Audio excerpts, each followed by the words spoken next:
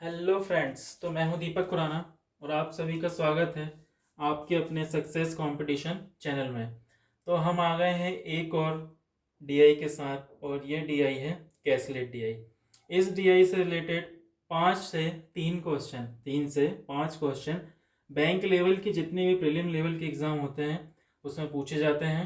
ठीक है, इसके अलावा अगर 1 से 2 क्वेश्चन की बात करूं तो 1 से 2 क्वेश्चन रेलवे में, एसएससी में और जितने भी हमारे इंडिया के स्टेट लेवल्स के एग्ज़ाम होते हैं उसमें पूछे जाते हैं। ठीक है ना, तो हम देखेंगे इस डीआई की अप्रोच क्या है, कैसे स्टेप बाय स्टेप इसको सॉल्व करते हैं और कैसे हमें इस डीआई से एक डेटा, एक कंक्लूजन निकालना है ताकि हम क्वेश्चंस को सॉल्व कर पाएँ। मेन थिंग क्या होती है कैसलेट डीआई में? कैसलेट डीआई में मेन चीज़ होती है डेटा से कंक्लूजन निकालना। अगर हम कंक्लूजन निकाल पाते हैं तो हम क्वेश्चंस को इजीली सॉल्व कर लेते हैं।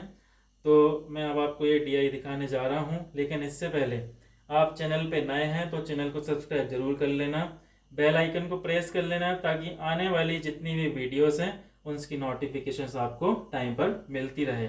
साथ में एक और बात बोलना चाहूँगा कि मैं आपको इतने अच्छे अच्छे क्वेश्चंस दे रहा हूँ, इतनी अच्छे अच्छे डीआईस करा रहा हूँ, पजल करवा रहा हूँ, हाँ आपको टू डू लिस्ट दे रहा हूँ और आपको आगे के प्लान्स भी बता रहा हूँ। इवन देन आप मुझे सपोर्ट नहीं करोगे तो कोई बात नहीं, मत करो। आज नहीं करोगे तो कल करोगे, कल नहीं करोगे तो परसों करोगे, और परसों नहीं करोगे तो 6 महीने बाद करोगे, 6 महीने बाद नहीं करोगे तो साल भर बाद करोगे। मतलब मेरे कहने का मतलब यह है कि अगर आपको एग्जाम्स में सफलता चाहिए तो कंसिस्टेंसी सबसे ज़रूरी है। कंसिस्टेंसी बना के रखना। जिस तरह की कंसिस्टेंसी, सीरियसनेस मैं दिखा रहा हूँ, इस तरह की कंसिस्टेंसी और सीरियसनेस आप भी दिखाना। ठीक है, तो मैं आपको अब ये डीआई दिखा रहा हूँ। डीआई को देख लीजिए कैसे सॉल्व करना है। बनती है तो वेल एंड गुड, नहीं बनती है तो कमेंट सेक्शन में जो भी डाउट है वो पूछ लेना, मैं उसके आंसर आपको जरूर दूंगा। देखिए डीआई, तो ये है डीआई। इस डीआई में क्या दिया है देख लीजिए। ए बेकरी मैन, एक बेकरी मैन है, sold 2 type of product, burger and pizza. 2 type के प्रोडक्ट बेचता है, बर्गर और पिज्जा, ऑन 4 डिफरेंट मंथ्स, 4 अलग अलग महीने में।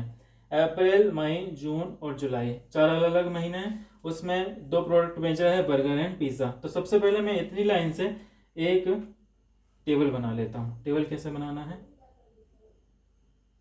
अप्रैल, मई, जून, जुलाई। ठीक है, अप्रैल, मई, जून, जुलाई, चारों मंथ लिख लिया मैंने। ये क्या है हमारे पास? ये मंथ है। अब इस मंथ से हमें अलग अलग डिस्ट्रीब्यूशन करना है। किस चीज का? वो हमें डिस्ट्रीब्यूशन करना है पिज्जा एंड बर्गर का। तो ये है पिज्जा, ये है बर्गर, ये है टोटल नंबर और ये है मंथ्स। ठीक है, इतनी बात क्लियर। अब हमें बनाना कैसे है देख लेते हैं, आगे बढ़ते हैं। Total product sold in June is 12,000। जून में टोटल जो प्रोडक्ट बेचे हैं 1200, मतलब कि 1200। ठीक, 1200, विच इज, जो कि 25% more than total product sold in April. अप्रैल से कितने ज़्यादा हैं ये? अप्रैल से 25% ज़्यादा है। 25% ज़्यादा मतलब क्या होता है? 5/4, 1200, है ना, यही होता है। बराबर 5 से काटा 240, 4 से गुणा किया 24 चौके 96, 960। तो अप्रैल में टोटल प्रोडक्ट कितने आ गए हमारे? अप्रैल में टोटल प्रोडक्ट आ गए 960। अब आगे बढ़ते हैं। आगे बढ़ने पे क्या बोल रहा है? Ratio of number of burger and pizza sold in month of April is ratio of 5:3। मतलब ये जो है 5 है और ये जो है 3 है। 5 और 3 दोनों को प्लस करूंगा कितना होगा? 8। 8 से डिवाइड करूंगा 9600 में, 960 में, तो कितना आ जाएगा? 120।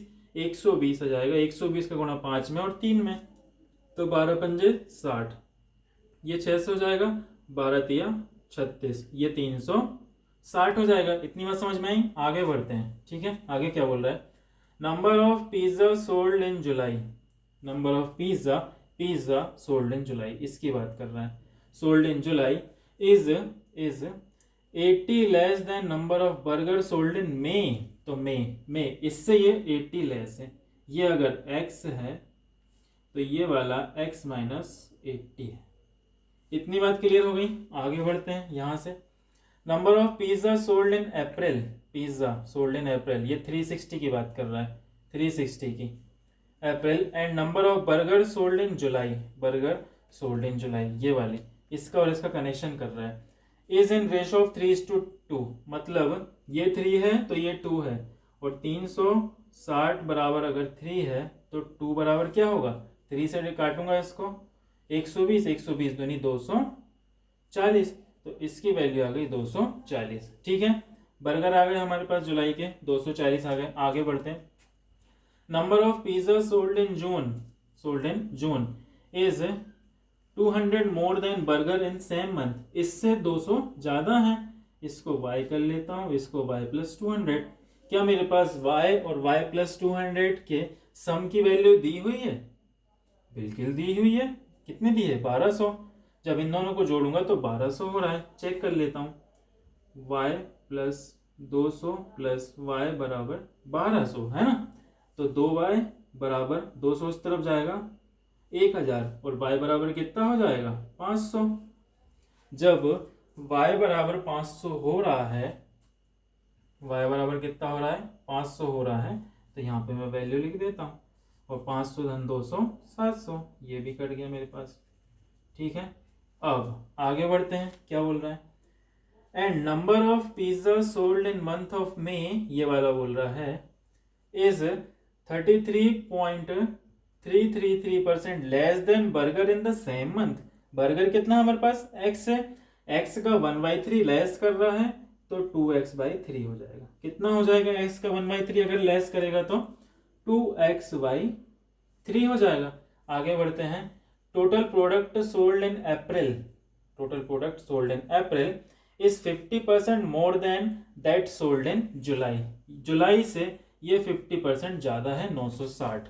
जब 960 जुलाई से 50% ज्यादा, 50% ज्यादा क्या होता है, 50% मतलब 1/2 होता है, और अगर मैं 1 में 2 ऐड करूंगा तो 3/2 हो जाएगा। 3 से काटूंगा, कितना हो जाएगा 320, और 320 का अगर मैं 2 में गुणा करूंगा तो 32 दूनी 64, 640 हो जाएगा। अब यहां तक डेटा दिया हुआ था, यहां जो चीज है अब हमें निकालना है। जब बर्गर की वैल्यू जुलाई में 240 है और टोटल 640 है, तो इसकी वैल्यू क्या हो जाएगी 400 पिज्जा, और x माइनस 80 बराबर 400 है, तो x बराबर क्या हो जाएगा 480 है ना। 80 उसमें क्या हो जाएगा ऐड हो जाएगा, 80 को ऐड कर दे रहा हूँ, ये 480 हो गया। और जब ये 480 हो गया और इसका 2/3 यहाँ हमें निकालना है, 480 का 2/3 निकाल लेते हैं। ये लिखा है 480, इसका 2/3, 3 से काटा 16, और 16 दूनी 32, ये आ गया 160 गुणित 2, 16 दूनी 32, 320 इसकी वैल्यू आ गई। 320 आ गई, मतलब इन दोनों का सम यहाँ लिख सकता हूँ, 4 3 7 और 1 8, 800। तो ये थी हमारी DI, जो कि हमारी DI सॉल्व हो गई है। इस DI में आपको कुछ समझ में आया है तो बहुत अच्छी बात है, सब कुछ समझ में आ गया, बहुत ज़्यादा अच्छी बात है। कुछ नहीं समझ में आया है आप कमेंट सेक्शन में मुझसे पूछ लेना, मैं आपको बता दूंगा इसको कैसे करना है। ठीक है, जो भी डाउट है वो और क्लियर कर दूंगा। और चैनल पे नए हो तो चैनल को सब्सक्राइब जरूर कर लेना। इसी तरह की DI को देखने के लिए मिलते रहेंगे। ठीक है, तब तक के लिए ख्याल रखिए, खुश रहिए, और हाँ कंसिस्टेंसी बना के रखिए। क्वेश्चंस की, सेट्स की और टेस्ट की या मॉक की प्रैक्टिस करते रहना, प्रैक्टिस सबसे ज़रूरी है। प्रैक्टिस करने के दौरान भी आपको कोई डाउट आता है तो आप मुझे इस चैनल पे कमेंट सेक्शन में पूछ सकते हैं, मैं आपको उसका आंसर ज़रूर दूंगा। ठीक है, और जिस तरह की कंसिस्टेंसी मैं दिखा रहा हूँ उस तरह की कंसिस्टेंसी आप भी दिखाना। चैनल को सब्सक्राइब जरूर कर लेना। मिलते हैं नेक्स्ट DI के नेक्स्ट वीडियो के साथ, तब तक के लिए थैंक यू।